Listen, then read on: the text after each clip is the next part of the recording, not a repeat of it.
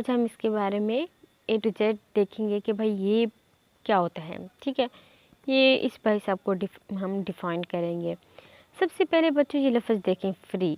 Free का मतलब क्या होता है? आज़ाद। ठीक है, फ्री का मतलब क्या होता है? आज़ाद। आगे लफ्ज़ क्या लिखा हुआ है? रेडिकल। पीछे हम रेडिकल पढ़ कर आ चुके हैं। रेडिकल किसको कहते थे, किसको कहते होते हैं? जिस पर कोई चार्ज होता है। ठीक है, जिस पर कोई चार्ज हो उसे क्या कहते हैं? रेडिकल कहते हैं। लेकिन यहाँ पे क्या है? यहाँ पे है फ्री रेडिकल। क्या है? Free radical. तो यहाँ पे इसका क्या मतलब होगा?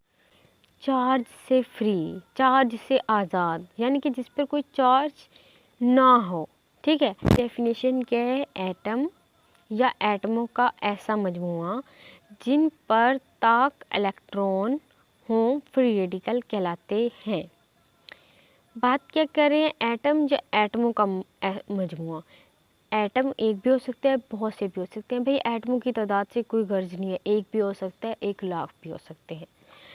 ठीक है, लेकिन होना क्या चाहिए? वो जो एटम है उन पर जो इलेक्ट्रॉन है वो ताक तादाद में होनी चाहिए, ताक होने चाहिए। ठीक है, जैसे हो गया 3, 5, 7 वगैरह। ठीक है, इस तरह से इलेक्ट्रॉन उनके ऊपर होने चाहिए, तो उसको क्या कहेंगे? फ्री रेडिकल कहेंगे। अब यहाँ पे है जिन पर इलेक्ट्रॉन ताक हो। ताक का तो पता होगा ही सी, चलो फिर भी बता देती हूँ। ताक ऑड को कहते हैं, और ऑड जो है कहते हैं जिसको 2 से डिवाइड हम ना कर सकते हो, वो क्या होता है? वो ऑड होता है। जिस पर 2 वाला पहाड़ा ना जाए वो ऑड होता है, जैसे 3, 5, 7 वगैरह। ठीक हो गया। तो फ्री रेडिकल की डेफिनेशन आपको बिल्कुल अच्छे से समझ आ गई कि कोई भी एटम हो उन पर जो इलेक्ट्रॉन हो वो ताक तादाद में हो तो उनको फ्री रेडिकल कहते हैं, और फ्री रेडिकल पर कोई चार्ज नहीं होता। ठीक हो गया। अब हम इसको थोड़ा सा प्रैक्टिकल देख लेते हैं, क्योंकि प्रैक्टिकल देखना जो वो बहुत ज़रूरी है। एटम है, ठीक है, ये हमारे पास एक एटम है। ऊपर हेडिंग क्या है? रेडिकल कैसे बनते हैं। अभी हम लोग देखने वाले हैं कि रेडिकल कैसे बनते हैं।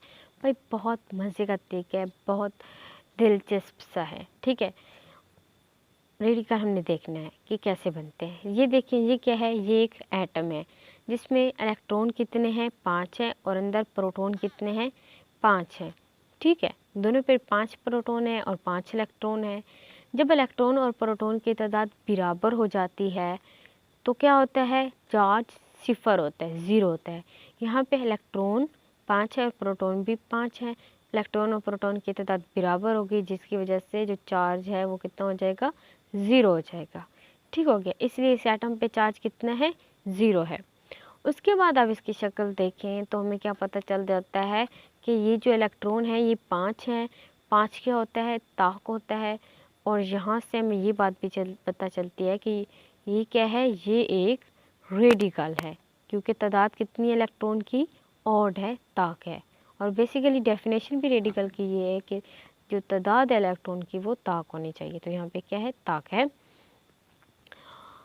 अब क्या होगा? बेसिकली गौर से सुने बच्चों, जो एटम होते हैं ना उनकी एक फितरत होती है, एक आदत होती है कि वो हमेशा दो दो ही होके रहते हैं। ठीक है, जैसे ये 2 हैं, ये इकट्ठे हो जाएंगे, भाई दोस्त बन जाएंगे, ये दोनों बन जाएंगे। अब ये बेचारा अकेला है, ये भी अपना कोई बंदोबस्त करेगा, क्योंकि इनकी फितरत है कि ये अकेले नहीं रह सकते, ये दो दो इकट्ठे होके रहते हैं। अब इसने भी अपना कोई बंदोबस्त करना है, अपने लिए कोई इलेक्ट्रॉन ढूंढना है। ये भी दुआएं कर रहा है, या अल्लाह मेरी मदद कर, मुझे भी कोई दे।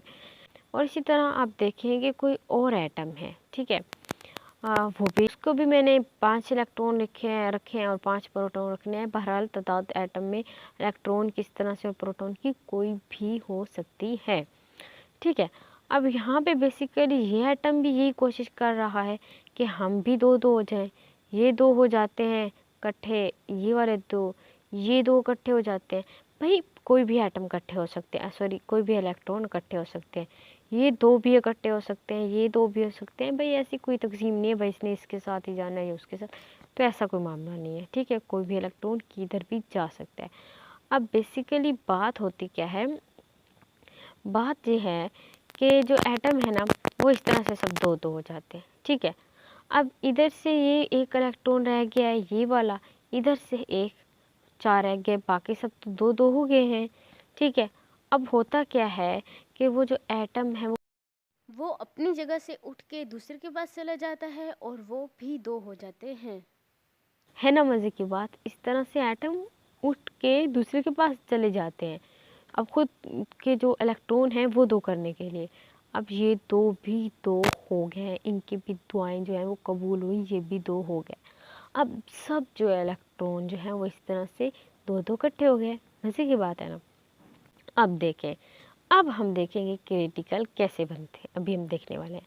अच्छा, अब पहले आप लोग ये गिने, ये इलेक्ट्रॉन कुल कितने हैं? 5 इस पे थे इलेक्ट्रॉन, 5 इसमें, कितने हो गए? 10 हो गए। ये 10 से लिखा नहीं जा रहा, ये अच्छा ये 10 है, ठीक है। कितने इलेक्ट्रॉन हो गए? 10 हो गए। तो 10 बेसिकली क्या होता है? 10 एक जुफ्त होता है। क्या होता है? जुफ्त होता है।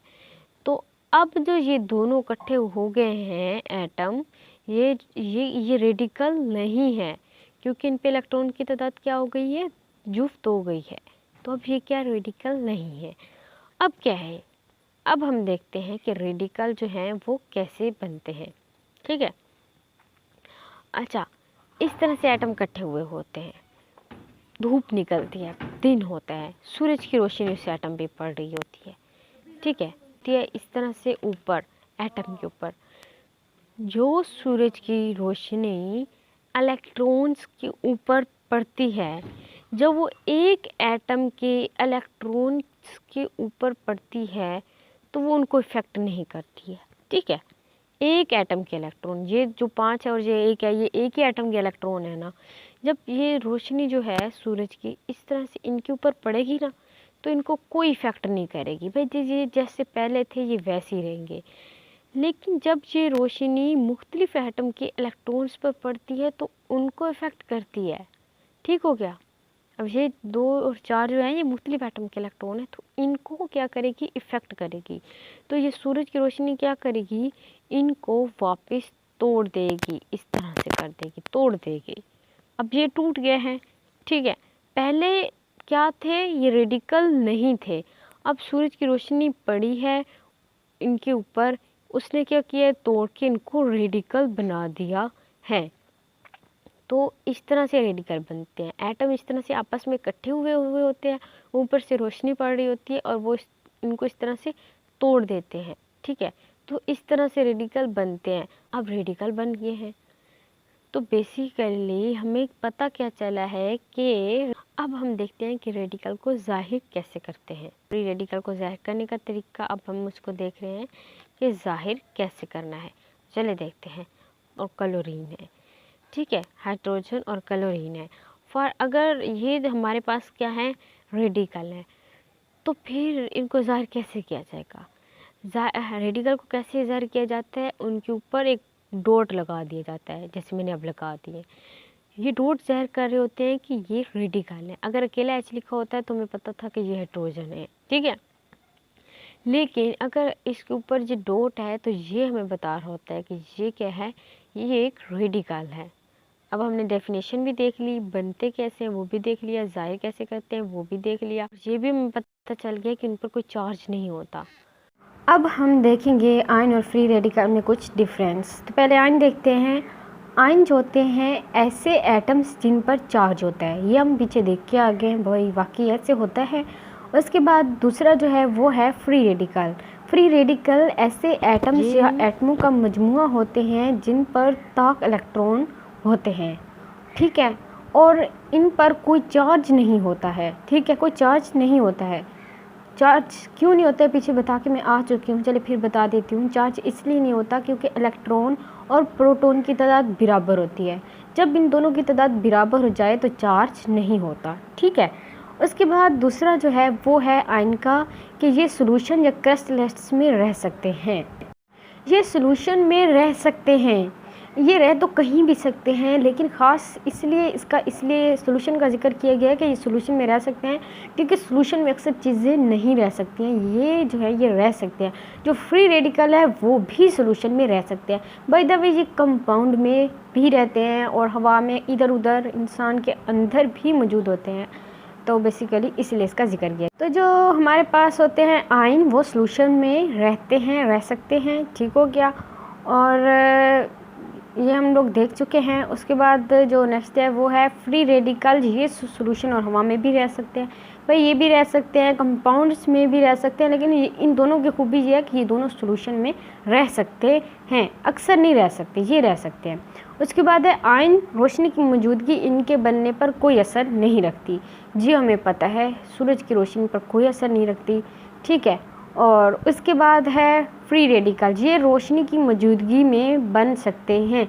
अभी हमने पीछे देखा है बहुत से तरीक़ों से और भी बनते हैं, लेकिन सूरज की रोशनी से भी ये बन सकते हैं, तो सूरज की रोशनी पर असर करती है। ठीक हो गया, तो यही था हमारा टॉपिक। मैंने एक एक चीज़ जो है वो क्लियर की है। ओके, तो फिर मिलते हैं नेक्स्ट लेक्चर में, तब तक के लिए अपना ख्याल रखें।